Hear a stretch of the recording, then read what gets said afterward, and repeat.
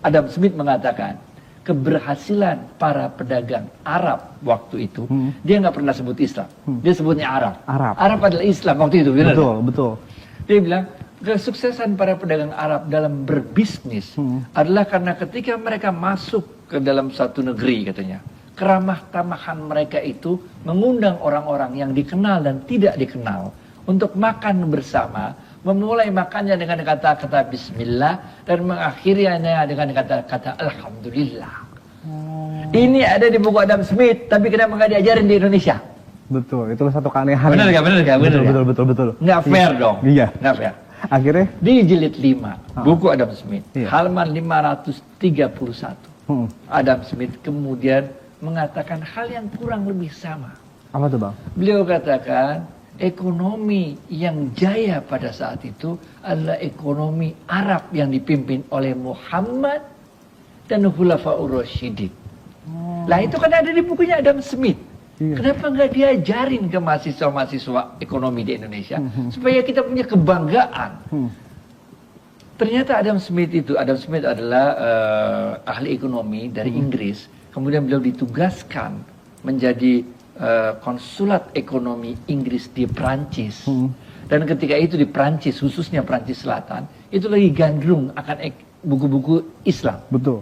Salah satu buku yang dibahas dan diikuti bedah bukunya oleh Adam Smith adalah bukunya Imam Abu Ubaid yang judulnya Al-Amwal. Al-Amwal itulah diterjemahkan dalam bahasa Inggris The Wealth of Nations. Jadi bahkan dalam memilih judul bukunya aja, Adam Smith itu terinspirasi dari buku Imam Abu Ubaid Al-Amwal. Bahkan di dalam bukunya Adam Smith, biar seru dia berhenti ngerti nih. Gimana, Bang? Bahkan di dalam bukunya Adam Smith ada satu konsep yang sangat fenomenal yang dipakai di semua fakultas ekonomi yang namanya konsep invisible hands. Bahwa harga itu udah ada yang ngatur, yaitu tangan-tangan yang tidak kelihatan. Kalau kita buka di bukunya Imam Abu Ubaid Al-Amwal, kita temukanlah hadis yang berbunyi ketika harga-harga di Madinah naik, para sahabat mendatangi Rasulullah SAW, ya Rasulullah, tetapkan harga. Kemudian Rasulullah SAW mengatakan, enggak mau, biarlah Allah yang menentukan harga. Masya Allah. Nah, inilah kemudian yang menginspirasi Adam Smith. Kemudian beliau nggak mengatakan God's hands, bukan tangan Tuhan, tapi dia mengatakan invisible hands. Dia terinspirasi dari hadis ini. Nah, banyak hal-hal yang Islam itu berkuasa 800 tahun dulu, Bos. Lama banget, Bos. Lama banget. Jadi segala macam teknik ekonomi diketahui. Bukan aja 800 tahun. Ini berkuasa mulai dari Bukhara sampai Banyuwangi. Bondowoso juga boleh dah. Dari Maroko sampai Maroko, men. Ini luar biasa. Jadi banyak sekali transaksi ekonomi yang terjadi yang itu dicatat dalam kitab-kitab fikih, dalam kitab-kitab sejarah. Tapi kita yang nggak belajar dari situ. Jadi kita sekarang ini termasuk Salam TV ini, benar nggak? Kita harus lakukan Ihya Ulumuddin, menghidupkan kembali ilmu-ilmu agama, membuat orang bangga belajar agama, membuat orang bangga nonton TV Salam TV, betul sekali. Jadi supaya dia jangan kayak minderan gitu loh. Pede dong, harus yakin dong Bang Adi ya. Jadi sebenarnya tuh orang-orang Barat juga sebenarnya meniru ajaran Rasulullah SAW, Bang Adi ya. Jadi emang sudah itu tertulis ya Bang Adi ya. Waduh, college bahasa Inggris itu berasal dari bahasa Arab kuliah. Kredit bahasa Inggris berasal dari bahasa Arab court. Court, credo, kredit, bener ya?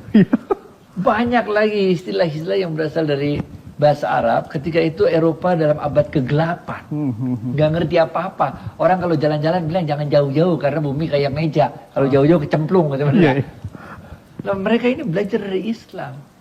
Eropa itu nggak pernah bisa renaissance, nggak bisa bangkit lagi Eropa kalau dia nggak belajar dari Islam. Namanya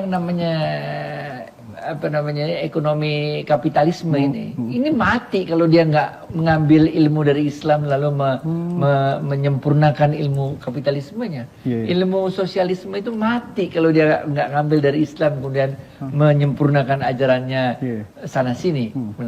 Jadi saya rasa Al-Islamu ya'lu wa la yu'la alaih, ini penting kita pahami, benar kan? betul sekali. Kalau enggak kita jadi ini kayak orang Minder gitu Bang ya. Itu dia. Tuh, harus yakin tuh buat sahabat keluarga muslim dimanapun yang berada, dari Sabang sampai Merauke Bang Adi ya, Insyaallah, yang menyaksikan acara ini. Pokoknya tadi bahwa semuanya sudah diajarkan oleh Rasulullah dan para sahabat ya Bang Adi ya. Jadi Bang Adi mungkin juga sedikit terpancing ingin memajukan ekonomi syariah di Indonesia ini Bang Adi ya. Apalagi saya dengar juga Bang Adi banyak sekali ini menulis buku yang menjadi rujukan para mungkin mahasiswa di Indonesia yang menjadi suatu rujukan. Apa jadi Bang Adi, boleh dong di-sharing kepada para pemirsa Salam TV ini yang mungkin ingin tahu lebih dalam lagi buku-buku apa saja yang sudah dirujukan ya Bang Adi? Ya, yang pertama kali kita tulis sebetulnya adalah buku tentang ilmu ekonomi mikro Islam. Ekonomi mikro Islam. Ya, itu adalah buku yang paling basic untuk memahami ekonomi Islam. Kemudian ada ilmu ekonomi makro Islam. Kemudian yang paling laku malah bukan itu, yang paling laku adalah buku Bank Islam. Bank Islam. Iya, ini yang paling laku bukunya nih. Kok bisa gitu Bang, antara ekonomi mikro? Karena ekonomi mikro, ekonomi makro itu yang belajar calon-calon menteri biasanya, jadi nggak banyak-banyak banget orangnya kan. Tapi kalau Bank Islam ini anak akuntansi belajar, anak manajemen belajar. Kalau ini kan cuma anak ilmu ekonomi doang. Jadi yang paling laku keras itu ilmu Bank Islam. Dan juga yang laku kedua adalah sejarah pemikiran ekonomi Islam. Karena anak-anak UIN itu pasti belajar sejarah pemikiran ekonomi. Nah, alhamdulillah pakai buku itu. Bang Adi, ini mungkin buat pemirsa di rumah penasaran, Bang Adi tuh ketika menulis buku tuh mendapatkan inspirasi atau mungkin dari mana? Mungkin apakah ya jam terbang kan juga Masya Allah banget ini sampai kemana aja ya. Mungkin ada nggak sih sosok yang udah saya ingin menulis buku ini ya, biar masyarakat di Indonesia tuh biar bisa mengetahui bahwa tuh ekonomi syariah di Indonesia ini emang sudah harus dimajukan. Kita jangan mau kalah sama yang mungkin dengan masyarakat Arab ya Bang ya. Kita bisa mencontoh masyarakat Arab ya Bang Adi ya. Ada budaya yang luar biasa di Arab itu, atau boleh dibilang budaya yang luar biasa di kalangan ulama-ulama kita. Mereka itu kalau nulis buku, menulis kitab itu nggak mau ngetop. Kamu ngetop? Nggak mau ngetop. Jadi maunya gimana Bang? Cobalah kita lihat para ulama-ulama kita besar itu. Dia nulis, ada seorang ulama nulis buku. Imam Bukhari misalnya. Misalnya. Nanti yang berikutnya nulis syarah terhadap kitab ini. Iya. Nanti berikutnya syarah atas kitab ini. Jadi idenya satu orang aja pertama kali nulis, syarahnya entah berapa biji di bawah. Banyak. Kalau di Barat, di Indonesia enggak. Semua masing-masing mau nonjol. Semua masing-masing pakai judulnya sendiri-sendiri. Kalau di itu enggak. Ada syarah Imam Nawawi, ada syarah lagi. Jadi ini yang membuat ketersambungan ilmu sebetulnya. Berkaitan.